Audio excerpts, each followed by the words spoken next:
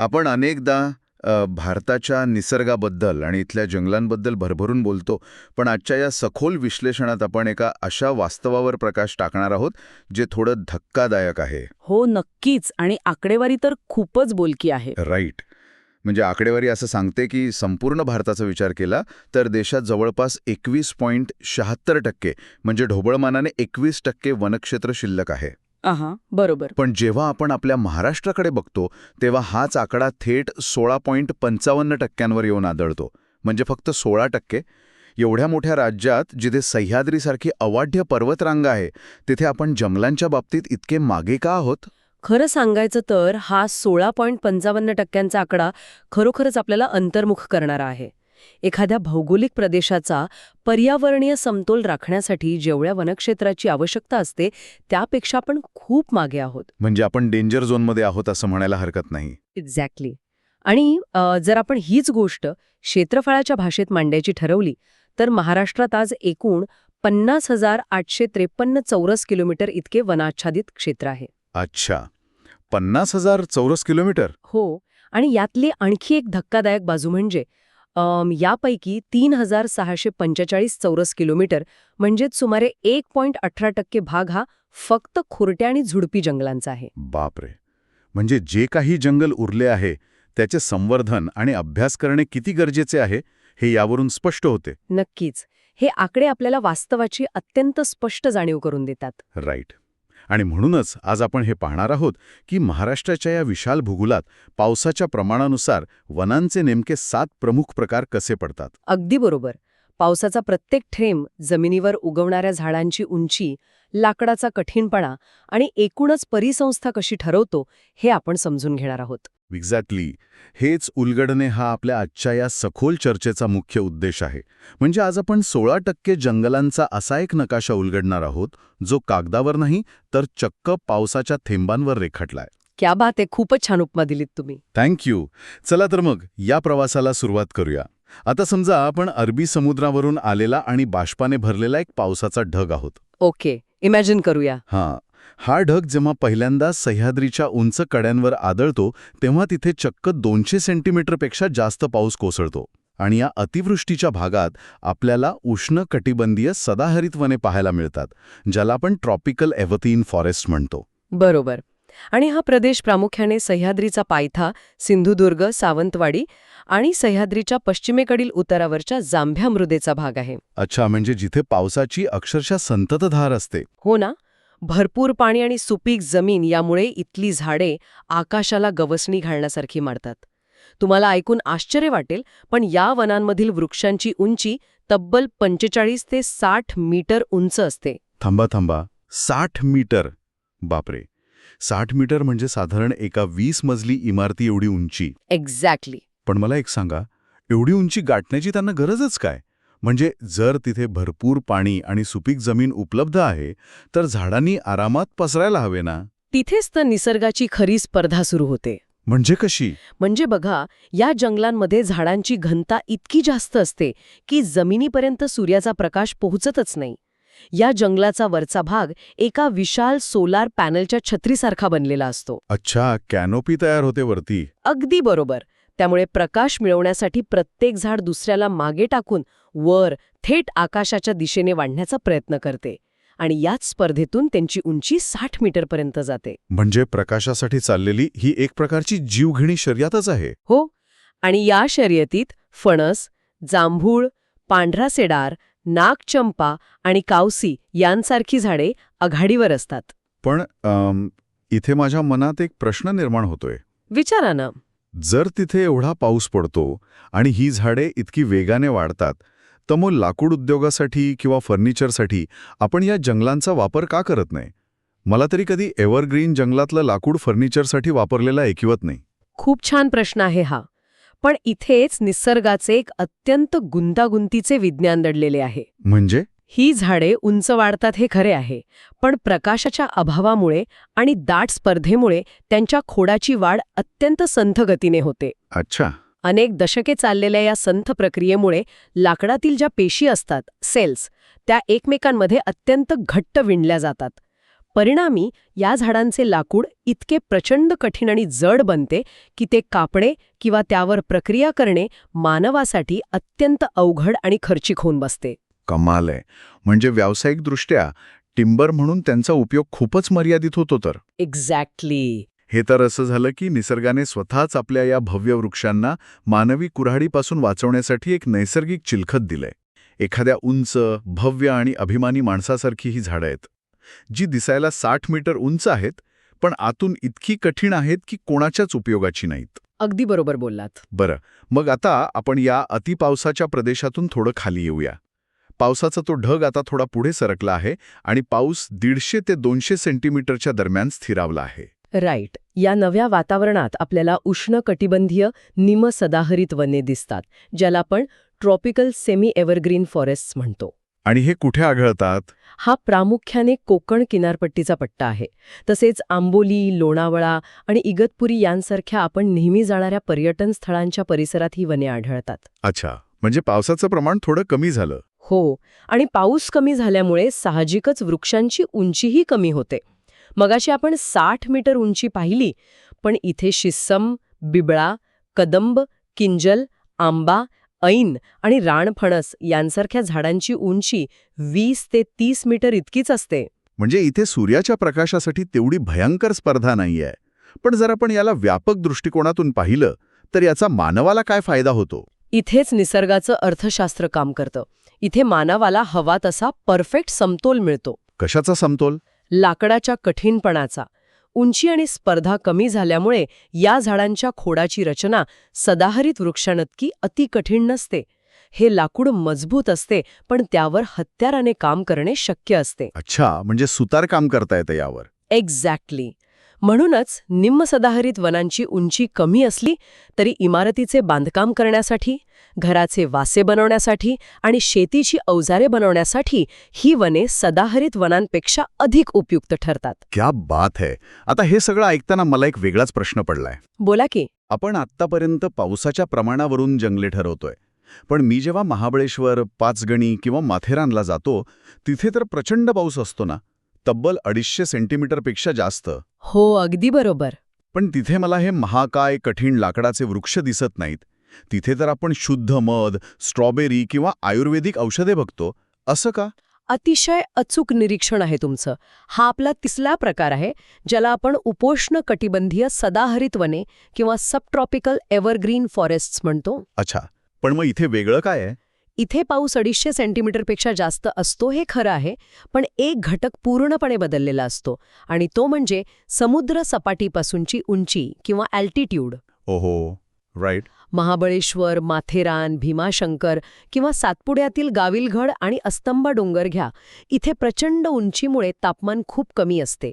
हवेत सतत गारवा आणि धुके असते. म्हणजे अति पाऊस असूनही कमी तापमानामुळे वृक्षांची वाढ वेगळ्या पद्धतीने होते तर? नक्कीच. सततचा गारवा आणि धुक्यामुळे इथल्या झाडांना पाण्याची कमतरता कधीच भासत नाही, पण कडक ऊनही मिळत नाही. राईट. त्यामुळे हिरडा, बेहडा, अंजन, जांभळा आणि कारवी यांसारखी वृक्ष इथे तग धरून राहतात. या वातावरणात लाकूड कठीण होण्याऐवजी मऊ राहते. अच्छा. आणि मऊ लाकूड असल्यामुळे त्याचा एक वेगळाच फायदा होतो. एक्झॅक्टली. मऊ लाकूड आणि भरपूर फुलोरा यामुळे इथे मधमाशांचं प्रमाण प्रचंड असते. म्हणूनच मध गोळा करणे आणि वनौषधी तयार करणे हे इथले प्रमुख व्यवसाय बनले आहेत. वाह, आता इथे एक अतिशय रंजक गोष्ट समोर येते. महाबळेश्वर किंवा माथेरानला मिळणारा मध आणि वनौषधी या जंगलांची देणगी आहे तर? म्हणजे निसर्गाने प्रत्येक भौगोलिक परिस्थितीनुसार, अगदी एका डोंगराच्या उंचीनुसारही तिथल्या सजीव सृष्टीला काहीतरी वेगळं दिले आहे. हो ना, निसर्गाची हीच तर किमया आहे. खरंच. पण आता आपण या डोंगरावरून खाली उतरूया आणि थेट राज्याच्या पूर्वेकडे जाऊया, जिथे पाऊस आणखी कमी होतो, साधारण 120 ते 160 सेंटीमीटरच्या आसपास. राईट. हा आपला चौथा प्रकार आहे.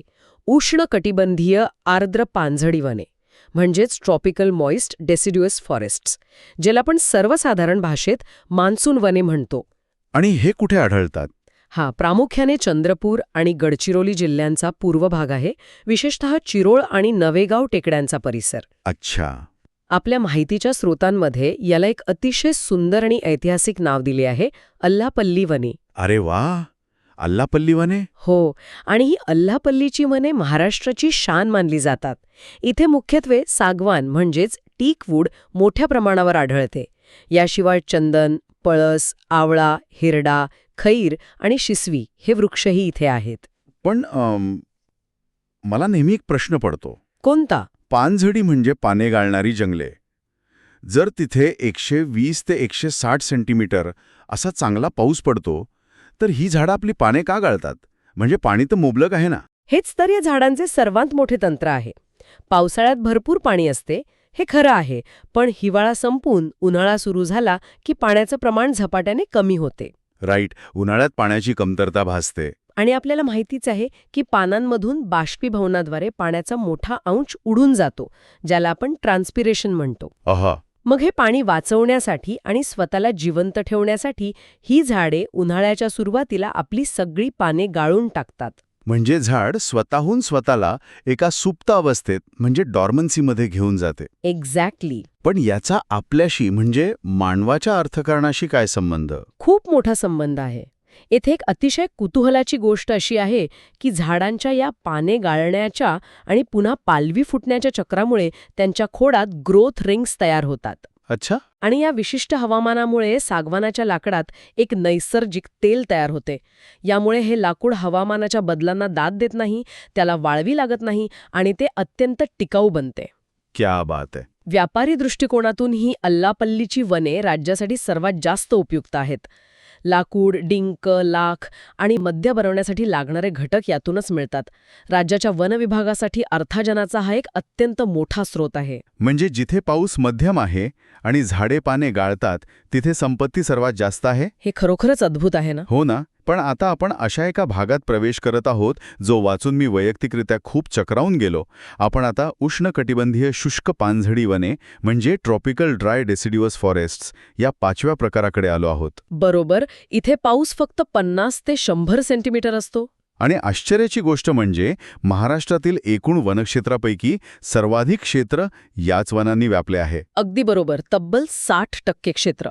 थांबा, काय सांगताय? 60%? हो, 60%. म्हणजे आपण जेव्हा महाराष्ट्राचा विचार करतो तेव्हा आपल्या डोळ्यांसमोर नेहमी हिरवागार कोकण, महाबळेश्वर किंवा खंडाळा लोणावळा येतं. पण तुम्ही सांगताय की महाराष्ट्राचं खरं रूप हे विरळ, कोरड्या आणि शुष्क जंगलांचं आहे. हां, तर माझ्यासारख्या अनेकांचा एक खूप मोठा गैरसमज दूर केल्यासारखं झालं. हेच ते वास्तव आहे जे आकडेवारीतून समोर येते. सातपुडा, अजिंठा डोंगररांग आणि संपूर्ण विदर्भाचा बहुतांश भाग या पट्ट्यात ही वने पसरलेली आहेत. म्हणजे अमरावती, नागपूर, भंडारा हा सगळा भाग. राईट. प्रशासकीयदृष्ट्या एक क्विक रिव्हिजन म्हणून सांगायचं तर राज्यात सर्वाधिक वने नागपूर विभागात आहेत आणि ती प्रामुख्याने ह्याच शुष्क पानझडी प्रकारचीच आहेत. इथली झाडं उंच वाढत नाहीत, ती विरळ असतात. आणि या कोरड्या जंगलांमध्ये कोणती झाडं तग धरतात? सागवान आणि शिसम तर आहेतच, पण धावडा, लेंडी आणि विशेष करून तेंडू नावाचं झाड इथे आढळते. हो, तेंडू. मी जेव्हा या तेंडूच्या पानांबद्दल सखोल माहिती वाचली तेव्हा मला समजले की हे फक्त एक झाड नाहीये, तर ही एक संपूर्ण अर्थव्यवस्था आहे. अगदी बरोबर. तेंडूच्या पानांचा विडी उद्योगासाठी मोठ्या प्रमाणावर वापर होतो. ही पाने जाळली तरी ती लवकर तडतडत नाहीत किंवा विजत नाहीत, हा त्यांचा नैसर्गिक गुणधर्म आहे. अच्छा, म्हणजे हा नॅचरल क्वालिटीचा भाग आहे. हो ना. याच एका साध्या पानावर लाखो आदिवासी आणि स्थानिक लोकांचा रोजगार अवलंबून आहे. कोरड्या भागात निसर्गाने दिलेला हा एक मोठा आर्थिक आधार आहे. एका पानावर चालणारा एवढा मोठा उद्योग? हे सगळं ऐकून असं वाटते की निसर्ग आपल्याला कधीच रिकाम्या हाताने परत पाठवत नाही. नक्कीच नाही. बरं, आता आपण पावसाचे प्रमाण आणखी कमी करूया. समजा आपला तो पावसाचा ढग आता पूर्णपणे रिकामा झाला आहे आणि आपण 50 सेंटीमीटरपेक्षाही कमी पाऊस असलेल्या भागात आलो आहोत. ओके. हा आपला 6वा प्रकार आहे. उष्णकटिबंधीय काटेरी वने किंवा ट्रॉपिकल थॉर्नी फॉरेस्ट. हा, दख्खनच्या पठारावरील तो भाग आहे जो पूर्णपणे पर्जन्य छायेत म्हणजे रेन शॅडोमध्ये येतो. सह्याद्रीच्या पर्वतरांगांमुळे इथपर्यंत पाऊस पोहोचूच शकत नाही. म्हणजे आपला पुणे, सातारा, सांगली, अहमदनगर, सोलापूर आणि मराठवाड्याचा भाग. बरोबर. इथे बाभूळ, खैर, निवडुंग, हिवर आणि कोरफड अशा प्रकारच्या वनस्पती दिसतात. खैराच्या झाडापासून काथ मिळतो जो आपण पानात खातो हे मला माहीत होतं. पण मला नेहमी हा प्रश्न पडायचा की या भागातल्या झाडांना एवढे काटे का असतात. तुम्हाला काय वाटायचं? सुरुवातीला मला वाटायचं की जनावरांनी त्यांना खाऊ नये म्हणून हे काटे असावेत. पण यामागचं विज्ञान काहीतरी वेगळंच आहे, बरोबर? हो, यावरून एक अत्यंत महत्वाचा प्रश्न निर्माण होतो की येथील झाडे खुरटी का असतात? प्राण्यांपासून संरक्षण हा एक दुय्यम फायदा झाला, पण यामागचे मुख्य विज्ञान अत्यंत रंजक आहे. ते कसं? मगाशी आपण बाष्पीभवनाबद्दल बोललो. पानांच्या पृष्ठभागावरून पाणी उडून जाते. आता विचार करा, या पर्जन्य छायेच्या प्रदेशात आधीच पिण्यापुरतं पाणी नाही. तिथे झाड स्वतःच्या पानांमधून पाणी उडून कसे जाऊ देईल? राईट. पाण्याची बचत करणं महत्वाचं आहे. एक्झॅक्टली. त्यामुळे लाखो वर्षांच्या उत्क्रांतीमध्ये या झाडांनी स्वतःची पाने आकाराने अत्यंत लहान केली आणि काहींनी तर पानांचे रूपांतर चक्क तीक्ष्ण काट्यांमध्ये केले. अच्छा, म्हणजे काटा म्हणजे पानच आहे एक प्रकारचं. हो, काटा म्हणजे पृष्ठभाग कमी आणि पृष्ठभाग कमी म्हणजे पाण्याचे बाष्पीभवन शून्य. हे निसर्गाचे एक अत्यंत प्रगत सर्व्हायव्हल मेकॅनिझम आहे. हे तर भन्नाट आहे. म्हणजे पाण्याची कमतरता भरून काढण्यासाठी पानानंच काटे बनवले. पण मग ही झाडे जमिनीतले पाणी कसं शोधतात? कारण पाऊस तर नाहीये. हे त्यांचे दुसरे सर्व्हायव्हल मेकॅनिझम आहे. इथल्या जमिनीवर पाणी नसते, त्यामुळे या बाभूळ आणि खैरासारख्या झाडांची मुळे जमिनीत अगदी खोल, कधीकधी 10-10 मीटर खाली जाऊन भूजल पातळीचा म्हणजेच अंडरग्राऊंड ॲक्विफर्सचा शोध घेतात. बापरे. वरून पाणी वाचवायचे आणि खालून पाण्याचा कण कण शोषून घ्यायचा, अशी ही दुहेरी यंत्रणा आहे. म्हणजे एक साधी बाभूळ ही खरं तर निसर्गाची एक अत्यंत प्रगत वॉटर पंपिंग आणि अँटी इव्हॅपोरेशन सिस्टम आहे. निसर्गाची ही रचना थक्क करणारी आहे. हो ना. निसर्गाची प्रत्येक गोष्ट अचंबित करणारीच आहे. खरंच. आता या कोरड्या, रखरखीत आणि काटेरी भागातून आपण आपला मोर्चा वळूया थेट खाऱ्या पाण्याकडे आणि दलदलीच्या प्रदेशाकडे. हा आपला 7वा आणि शेवटचा प्रकार आहे, खाजण किंवा दलदलीची वने. ज्याला आपण इंग्रजीत मॅनग्रूव्हज किंवा मराठीत कांदळवने म्हणतो. राईट.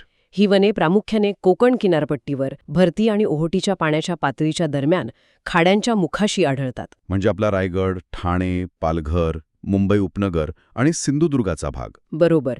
इथे ॲव्हिसिनिया जलद तिवर म्हणतात, रायझोफोरा, कांदोळ, चिंपी आणि मारंडी अशा प्रकारची झाडे आहेत. या झाडांच्या संरचनेबद्दल जेव्हा मी वाचत होतो तेव्हा माझ्या डोळ्यांसमोर एखाद्या सायफाय चित्रपटातली एलियन वनस्पती आली. असं का? कारण या झाडांची मुळं जमिनीच्या खाली जाण्याऐवजी चिखलातून थेट जमिनीच्या वर आलेली असतात. गुरुत्वाकर्षणाच्या विरुद्ध दिशेने वाढणारी ही मुळे नेमकी काय करतात? खूपच छान ऑब्झर्वेशन आहे तुमचं. या वर आलेल्या मुळांना न्यूमॅटोफोर्स किंवा श्वसनमुळे म्हणतात. श्वसनमुळे? म्हणजे ते श्वास घेतात. हो. दलदलीच्या भागात आणि खाल्या पाण्यात जमिनीखाली ऑक्सिजनची प्रचंड कमतरता असते.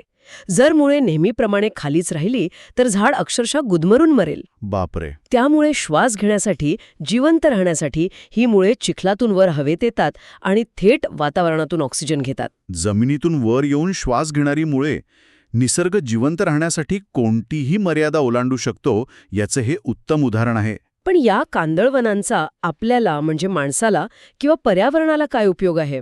ही कांदळवने केवळ ऑक्सिजनच घेत नाहीत, तर सागरी लाटांपासून किनारपट्टीचे संरक्षण करून एका नैसर्गिक भिंतीचे काम करतात. अच्छा, म्हणजे प्रोटेक्शन. हो. त्यांच्या या गुंतागुंतीच्या मुळांचे जाळे एका नैसर्गिक शॉक ॲब्झॉर्बर सारखं काम करते. जेव्हा समुद्राला उधाण येते किंवा त्सुनामीसारखी संकटे येतात तेव्हा ही वने लाटांचा वेग तोडतात आणि जमिनीची धूप थांबवतात. वा. शिवाय या खाऱ्या पाण्यात वाढल्यामुळे या झाडांचे लाकूड खूप हलके आणि पाण्यावर तरंगणारे असते. त्यामुळे स्थानिक कोळी बांधव याचा वापर होड्या बनवण्यासाठी करतात. म्हणजे जी झाडे समुद्राच्या लाटांशी लढून किनारपट्टी वाचवतात त्याच झाडांच्या हलक्या लाकडापासून बनवलेल्या होड्यांवर बसून माणूस समुद्रात मासेमारीला जातो. निसर्ग आणि मानवाचे हे चक्र खरोखरच अद्भुत आहे. नक्कीच. तर आता आपण या संपूर्ण प्रवासाचा थोडक्यात आढावा घेऊया. आपण सुरुवात केली होती 200 सेंटीमीटर पावसातील 60 मीटर उंच वाढणाऱ्या, सूर्याच्या प्रकाशासाठी लढणाऱ्या आणि कठीण लाकूड असलेल्या सदाहरित वृक्षांपासून. इथून आपण अल्लापल्लीच्या आर्द्र पानझडी वनांकडे आलो, जिथे झाडे पाने गाळून लाकडात तेल साठवतात आणि अर्थव्यवस्थेला बळकटी देतात. आपण हेही पाहिलं की महाराष्ट्राचा तब्बल 60% भाग हा कोरड्या जंगलांचा आहे, जिथे तेंडूच्या एका पानावर उद्योग चालतात. बरोबर. तिथून आपण 50 सेंटीमीटरपेक्षा कमी पावसातील काटेरी वनस्पतींपर्यंत गेलो, ज्यांनी पाण्यांचं रूपांतर काट्यात केले. आणि शेवटी आपण पाहिलं दलदलीत, जमिनीच्या वर येऊन ऑक्सिजन घेणारी कांदळवने. हा प्रवास केवळ महाराष्ट्राच्या भूगोलाचा नाही, तर तो निसर्गाच्या अनुकूलनाचा म्हणजेच अडॅप्टेशनचा एक अत्यंत उत्कृष्ट आणि जिवंत नमुना आहे. प्रत्येक झाडाने स्वतःच्या अस्तित्वासाठी एक वेगळं विज्ञान शोधून काढलं आहे. नक्कीच. आणि या सगळ्याचा अभ्यास करताना एक सगळ्यात महत्त्वाचा धागा समोर येतो. तो म्हणजे हे एवढे मोठे आणि गुंतागुंतीचं वैविध्य केवळ एका गोष्टीवर उभे आहे, आणि ते म्हणजे पावसाचं प्रमाण. एक्झॅक्टली. आपण अगदी सुरुवातीला पाहिले की सध्या महाराष्ट्रातील वनक्षेत्र केवळ 16.55% येऊन ठेपले आहे. आणि आपण आत्ताच हे सविस्तर विज्ञानासह समजून घेतले की हे 7ही वनांचे प्रकार केवळ आणि केवळ पावसाच्या प्रमाणावर आणि त्याच्या वेळापत्रकावर अवलंबून आहेत. हो, हे तर आहेच. तर प्रश्न हा आहे की जर भविष्यात हवामान बदलामुळे म्हणजेच क्लायमेट चेंजमुळे पावसाचे हे हजारो वर्षांचे वेळापत्रक आणि प्रमाण पूर्णपणे बदलले, जिथे आज 200 सेंटीमीटर पाऊस पडतो तिथे दुष्काळ पडला, आणि जिथे आज पाणी वाचवण्यासाठी काटेरी वने आहेत तिथे अतिवृष्टी झाली, तर निसर्गाने हजारो वर्षांच्या प्रक्रियेतून निर्माण केलेले हे अत्यंत नाजूक आणि गुंतागुंतीचे सर्व्हायव्हल मेकॅनिझम तग धरू शकेल का? की पावसावर अवलंबून असलेल्या विशिष्ट भौगोलिक रचना आणि त्यावरील संपूर्ण परिसंस्था कायमच्या नष्ट होतील? यावर नक्की विचार करा. पुन्हा भेटूया अशाच एका सखोल विश्लेषणात.